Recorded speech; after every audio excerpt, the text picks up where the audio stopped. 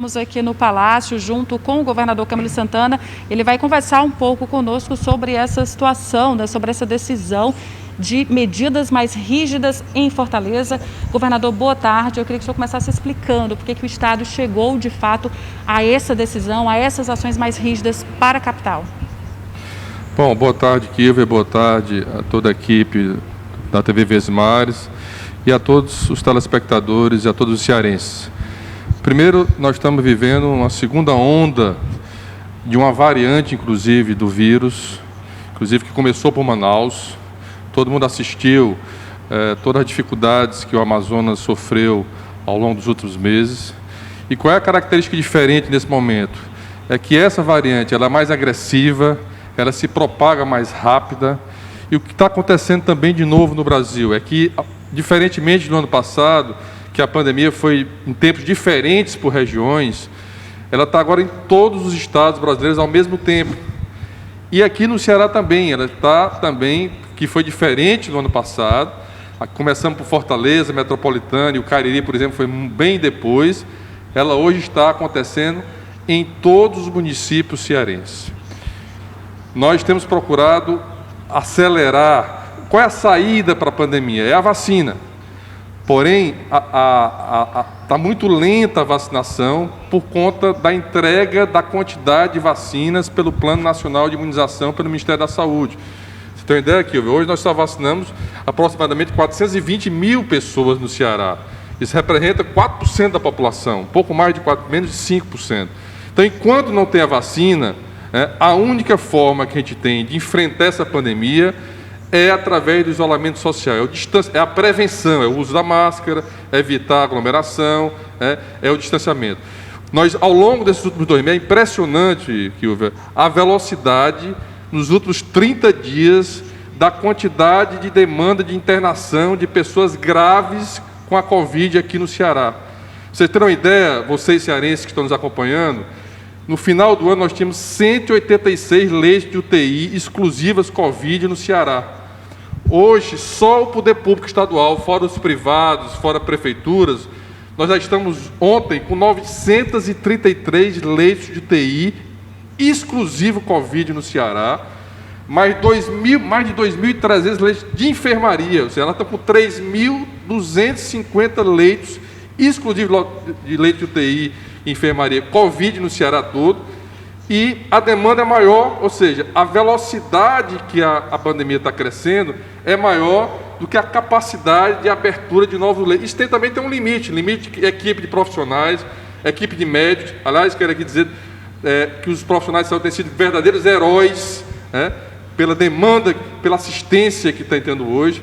Então, a decisão do isolamento social rígido aqui em Fortaleza é exatamente, a gente tentou com um toque de recolher, mas não foi suficiente.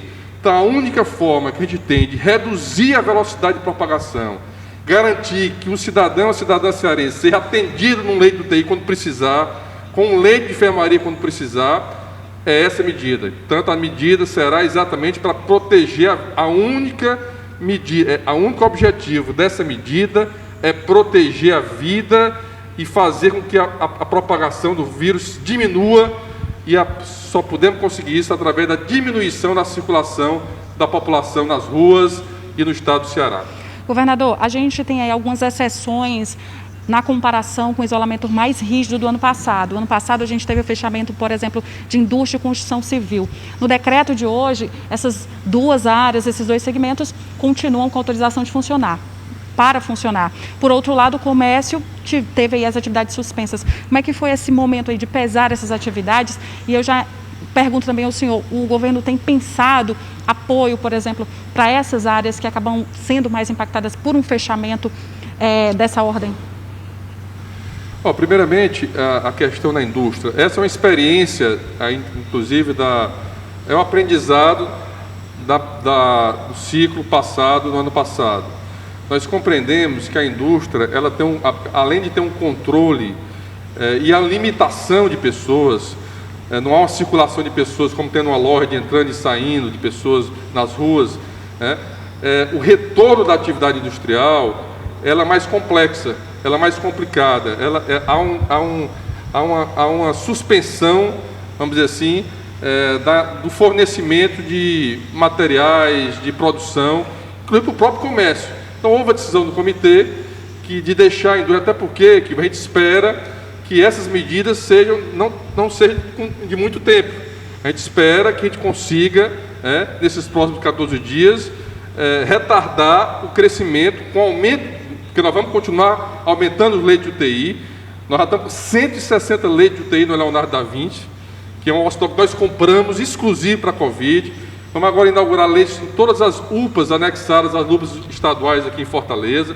Estamos ampliando leitos como ampliamos em Crateús, em Canidé, em Itapipoca, em Itauá, enfim, vamos continuar ampliando os leitos e esperamos que com esses 14 dias a gente consiga retardar a propagação do vírus aqui no Ceará.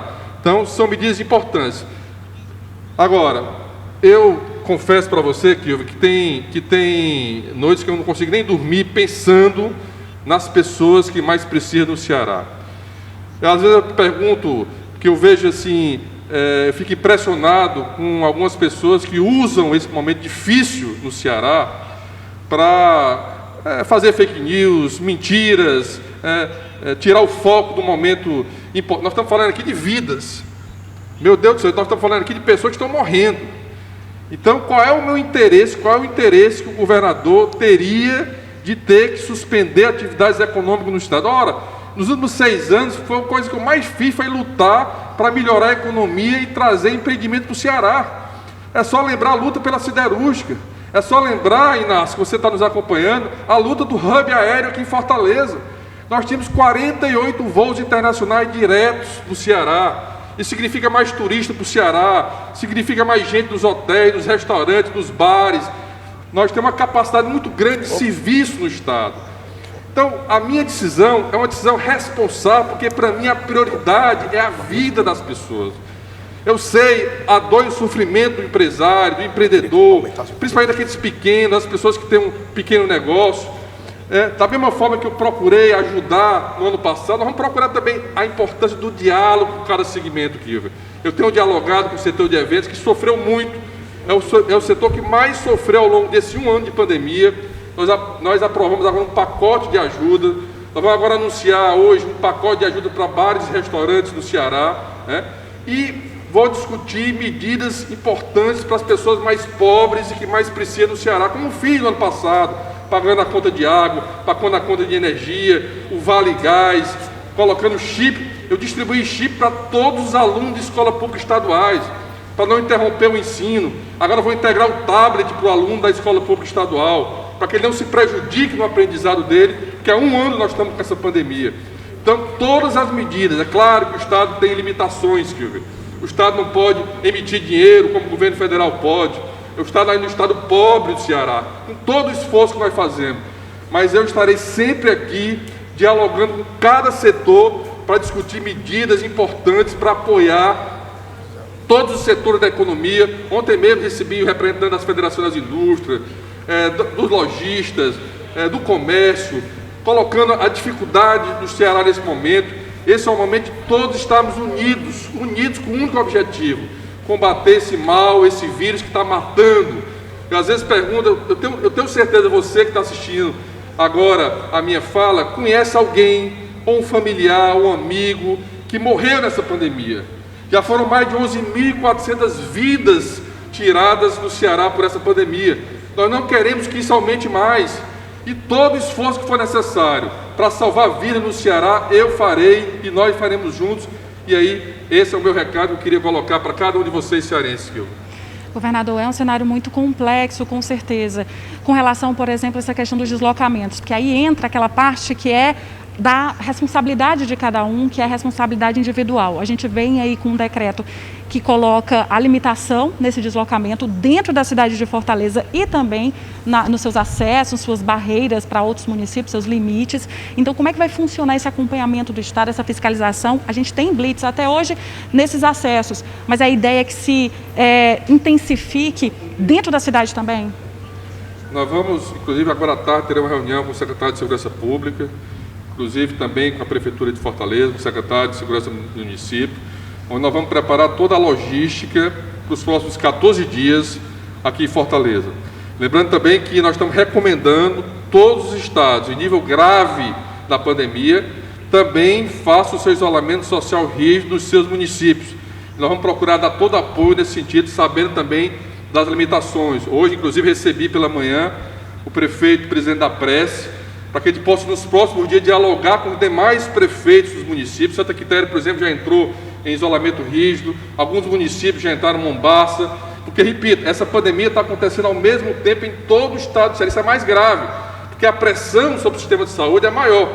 Então é necessário uma articulação, um diálogo com todos os prefeitos. Vamos manter isso ao longo dos próximos dias, até porque a minha decisão de fazer um isolamento rígido sem conversar com o prefeito, eu antes quero conversar com o prefeito para que possa ser acertado isso, para que tenha o apoio do líder do município. Por isso que a decisão hoje foi só Fortaleza, porque o prefeito Sá esteve na reunião, e é onde está tendo o epicentro da doença no Ceará, ainda é mais forte, até porque 1/3 da população é aqui de Fortaleza, quase 1/3, mas queremos que essas medidas sejam em vários municípios do Ceará, ou se não no Ceará todo. Mas vamos dialogar nos próximos dias com os prefeitos municipais, estamos avaliando todos os dias os números da pandemia, para que a gente possa tomar decisões responsáveis. Eu sempre digo que eu prefiro pecar pelo excesso do que pecar pela omissão. E esse tem sido o meu comportamento ao longo dessa pandemia, de quase um ano de pandemia que nós estamos enfrentando aqui no Ceará. Vamos falar um pouco de vacinação. O senhor foi essa semana a Brasília, inclusive para tentar comercializar diretamente com o laboratório fabricante da Sputnik V, que é a vacina russa. Existe esse movimento dos estados na tentativa de conseguir fazer uma compra direta para otimizar essa vacinação que se arrasta, na realidade, a passos muito lentos em todo o Brasil. Como é que na prática isso deve acontecer? Há essa possibilidade, assim, à vista mais próxima dessa compra, ou ainda depende realmente de todo um cenário nacional? Aqui há uma dificuldade enorme, até porque só quem tinha autorização de adquirir vacinas era o governo federal. Uma decisão do STF que permitiu que estados e municípios pudessem comprar vacinas diretamente de outro laboratório. E nós estamos aí contatos com laboratórios na Europa, com a Pfizer, contatos com laboratórios na China, na Índia. Há uma disputa mundial por vacina nesse momento. O bem mais precioso hoje no planeta é a vacina, que é a única forma de a gente voltar à normalidade, retomar a economia, os empregos, a vida normal das pessoas é com a vacina. Então nós estamos lutando todos os dias. Tivemos lá em Brasília, através da Sputnik, que ainda não está aprovada aqui, mas é uma dificuldade de ofertar vacinas a curto prazo. Eles têm vacina mas para fornecer daqui a 90 dias. Nós precisamos de vacina agora, urgente. Então a nossa luta vai continuar, mas enquanto isso, enquanto a gente não tem a vacina, Kilvio, a gente precisa tomar as medidas de isolamento, de proteção. Esse apelo que eu quero fazer à população, usem a máscara, evitem sair de casa. Se todo mundo colaborar nesse período agora, a gente sai mais rápido disso, eu não tenho dúvida disso. E tudo que estiver ao nosso alcance, de ampliar os leitos, de ampliar os leitos de UTI, de ampliar os leitos de enfermaria, da atenção à população, nós vamos fazer. Mas é importante a colaboração, o apelo que eu faço a toda a população cearense. Governador, a gente tem agora perguntas do estúdio. No estúdio estamos com o Luiz, a Nádia e também o Inácio. A gente volta com vocês. Por sinal, o Inácio Aguiar está aqui conosco já agora no estúdio. Exatamente. Governador, boa tarde para você. A gente vem acompanhando esse problema em todo o país em relação ao coronavírus. Praticamente todas as capitais brasileiras estão na mesma situação hoje, se não a mesma, bem parecida.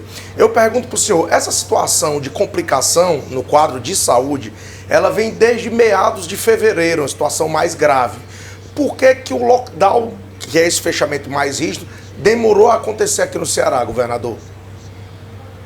Olha, Inácio, a nossa prioridade é preservar vidas, e isso a gente vem monitorando. Nós temos um comitê com especialistas da saúde, com pessoas de outros poderes do Estado, e nós avaliamos isso semanalmente. Qual era a expectativa que nós tínhamos? Nós tomamos algumas decisões importantes, como foi o toque de recolher, que conseguimos reduzir um percentual significativo da circulação de pessoas na cidade. O exemplo disso, Inácio, é a redução dos acidentes de trânsito do JF, porque a população entender, além da demanda muito forte da demanda pela Covid, ainda tem os outros problemas de saúde que os hospitais atendem.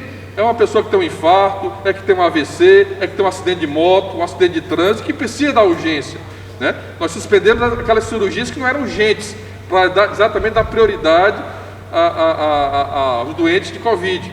Porém, a gente esperava que com o crescimento das unidades de UTI, com o aumento que nós fizemos, então a ideia, eu dei esse número no início, no final do ano nós tínhamos 186 leitos de UTI, ontem nós estávamos com 933, veja a quantidade de UTIs que nós multiplicamos, também leitos de enfermaria. Você tem uma ideia, Inácio, o Leonardo da Vinci aqui, que nós compramos, tinha apenas 35 leitos de UTI em janeiro, porque não tinha demanda. Hoje nós estamos com 160 leitos e todos lotados. Estamos abrindo mais 20 agora, vamos chegar a 220 leitos só no Hospital Leonardo da Vinci. Então, qual era a análise que nós fazíamos? Com o toque de recolher, com o apelo que a gente fazia à população para circular menos, com o aumento dos leitos de hospitais, a gente poderia conseguir manter a demanda, mas a avaliação essa semana é que não era possível, ou seja, a propagação do vírus e a quantidade da demanda de pessoas graves para serem hospitalizadas é muito maior do que a quantidade de leitos que nós estamos abrindo. E lembre-se que nós temos um limite inclusive de equipe de profissionais, né? Inclusive profissionais que eu tenho repetido que são verdadeiros heróis, mas tem um limite de quantidade de pessoas. Hoje está faltando médicos no Brasil inteiro para UTIs, intensivistas. Então, nós temos um limite. Portanto, a decisão, nesse momento, de frear, a única forma de frear, nesse momento, o avanço do vírus aqui no Ceará, e começamos por Fortaleza, repito, porque aqui é o epicentro da pandemia ainda nesse momento, é através do isolamento rígido, e é por isso que foi essa decisão nesse momento, Inácio. Governador, os prefeitos dos municípios brasileiros e também os governadores, inclusive o senhor esteve lá em Brasília nesta semana já tratando desse assunto, estão atrás de comprar essas doses da vacina individualmente. É possível, do ponto de vista prático mesmo, que os estados consigam comprar diretamente essas vacinas para apoiar esse Plano Nacional de Imunização? Qual a visão que o senhor tem hoje, depois de conversar aí com os representantes desses diversos laboratórios? Olha, Inácio, depois da decisão do STF de que autoriza estados e municípios a poderem comprar, porque antes só quem poderia comprar era o governo federal, nós temos buscado agora. Há uma disputa no mundo inteiro por vacina. Como eu disse, é o bem mais precioso hoje no mundo, é a vacina. Então nós temos mantido contatos com laboratórios no mundo inteiro, para que o Estado possa adquirir. Nós temos dinheiro para comprar vacina, né, por falta de recurso do Estado, né, e eu gostaria de comprar essa vacina para que a gente pudesse imunizar mais rápido a população cearense. Nós vamos continuar esse trabalho. Já falei com embaixadores, com cônsul, com empresas na China, na Índia, nos Estados Unidos, na Europa, e vamos continuar essa luta para que a gente possa adiantar, trazer mais rápido as vacinas para o Ceará. Enquanto isso, nós temos aí um número limitado, que são as vacinas que estão sendo produzidas no Butantan, que recebemos inclusive ontem 115.600 doses. Nós já vacinamos 420 mil pessoas no Ceará, mas ainda é muito pouco, representa menos de 5% da população cearense. Por isso que nós precisamos tomar outras medidas nesse momento para retardar essa pandemia. Mas vamos continuar a luta, Inácio. Nenhum estado ainda, nenhum município ainda conseguiu, por conta da falta de fornecimento de vacina no mundo inteiro. Vamos continuar nesse assunto vacina, governador, porque há uma expectativa muito grande de parte da população, principalmente aquela que vai ser vislumbrada já na segunda fase do grupo prioritário, digamos assim, de vacinação contra a Covid. O estado do Ceará já tem uma ideia de quando a gente vai conseguir avançar para esse segundo grupo, ou seja, a população entre 60 e 75 anos? Olha, o problema, pelo planejamento, ontem mesmo eu recebi o planejamento da expectativa de vacinas para esse ano, para esse mês de março. Se concretizar essa expectativa, nós receberemos até o final do mês de março vacinas suficientes para vacinar 1 milhão de cearenses. Isso significa que nós vamos poder vacinar todos os cearenses, quase todos os cearenses acima de 60 anos no Ceará. Então, se isso se concretizar, que é a nossa esperança nesse momento, é que isso possa acontecer até o final de março e início de abril, porque ninguém sabe ainda o calendário de recebimento dessas vacinas, mas tem uma perspectiva da vacina do Butantan e da Fiocruz receber, o Brasil produzir, receber algo em torno de 35 milhões de doses. Isso significa que o Ceará receberá mais de 1 milhão de doses de vacinas, e poderá vacinar em torno de 1 milhão de pessoas aqui no Ceará. O problema é que havia uma expectativa no mês de fevereiro, por exemplo, de nós recebermos quase 14 milhões de vacinas no Brasil. E isso se reduziu a 6 milhões e 400, menos do que em janeiro. Então, fica essa insegurança, para saber a quantidade de vacina. Mas se concretizar o planejamento que está previsto para esse mês de março, nós vamos conseguir vacinar ao final de março e início de abril todos os cearenses acima de 60 anos aqui no estado. Isso é muito importante, porque é o grupo de maior risco. São as pessoas que mais têm os sintomas mais graves, que mais precisam de internação. Então isso é muito importante. A vacina nesse momento é a coisa mais importante para nós superarmos essa pandemia aqui no Brasil e no Ceará.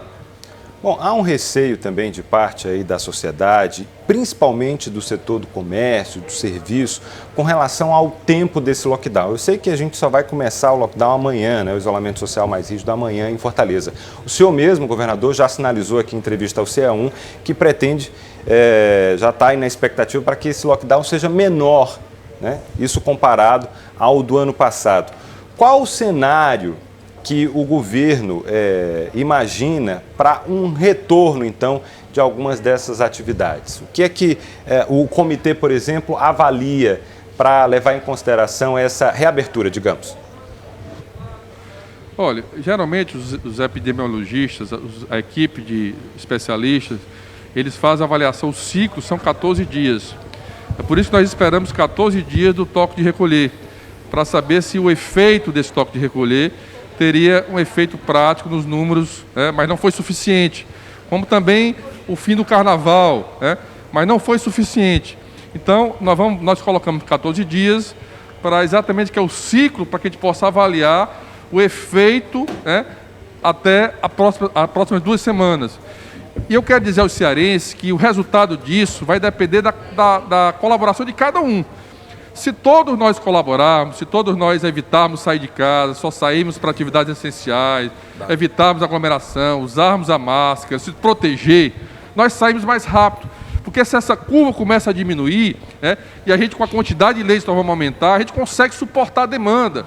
O único objetivo do isolamento é garantir que as pessoas que precisem ir para um hospital, precisem de um leito de UTI, possam ter. Ou seja, se ficou mais grave, ter um leito para poder ser cuidado pela atenção médica. Então, esse é o objetivo. A pessoa tem que morrer porque a doença, as pessoas morrem por falta de ar. Você imagine uma pessoa com falta de ar e não ter um leito com oxigênio para essa pessoa. Nós precisamos garantir, é o mínimo que o Estado pode garantir. E é o que nós precisamos fazer, o isolamento tem esse objetivo. Nós esperamos e vamos avaliar que nesses 14 dias, se todos colaborarem, a gente possa reduzir essa velocidade de crescimento e a partir daí a gente já começa a retomar as atividades. Esse é o objetivo, mas vamos avaliar ao longo dessas próximas 2 semanas. Governador, voltando ao assunto do lockdown, como é que ficam as escolas nesse caso? Continuam o ensino remoto? E outra dúvida sobre os transportes, os coletivos e também o metrô. Nós vamos manter, foi uma outra experiência também da experiência do ano passado. Nós vamos manter o transporte público, até porque se a gente reduz o transporte público, a gente pode aglomerar no transporte. Então a gente espera que com essa redução, mantendo o transporte público, com essas restrições de algumas atividades econômicas, a gente evite a aglomeração do transporte público. Portanto, nós vamos manter o funcionamento do transporte público.